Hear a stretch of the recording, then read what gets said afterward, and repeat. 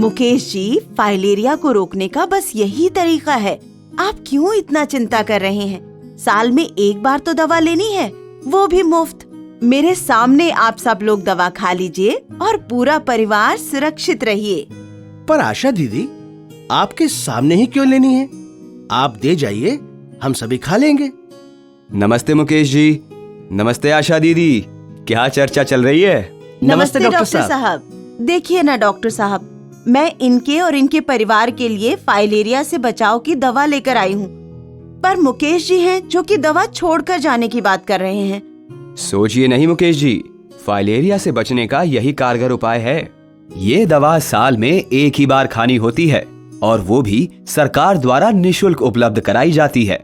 इसे हर साल MDA अभियान के दौरान खाने से फाइलेरिया से बचा जा सकता है। ड्रग एडमिनिस्ट्रेटर यानी कि DA जैसे कि आशा दीदी आपके घर तक दवा लेकर आते हैं। ये सभी दवा हमेशा स्वास्थ्य कर्मी के सामने खाना अनिवार्य है। पर हमें दवा आशा दीदी के सामने ही क्यों लेनी चाहिए? DA के सामने यानी DOT तरीके से दवा लेने के कई फायदे हैं।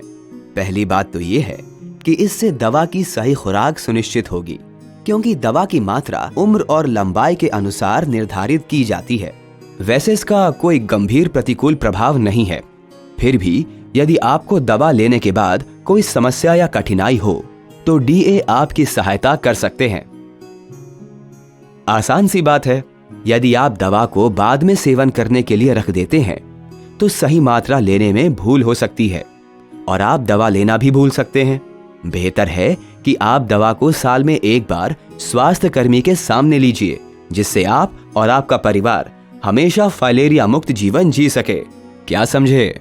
लेकिन एक बात बताइए डॉक्टर साहब, क्या मुफ्त में मिलने वाली ये सरकारी दवा सही होगी? जी हाँ, इस दवा की गुणवत्ता सही है और विश्व के विभिन्न देशों में इसी दवा का प्रयोग होता है।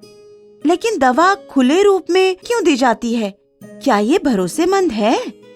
बहन जी, दवा सही पैकेज में ही आती है। स्वास्थ्य कर्मी इसे आपके लिए खोलते हैं क्योंकि इसका सेवन तुरंत उनके सामने ही करना है और बाद के लिए नहीं रखना है।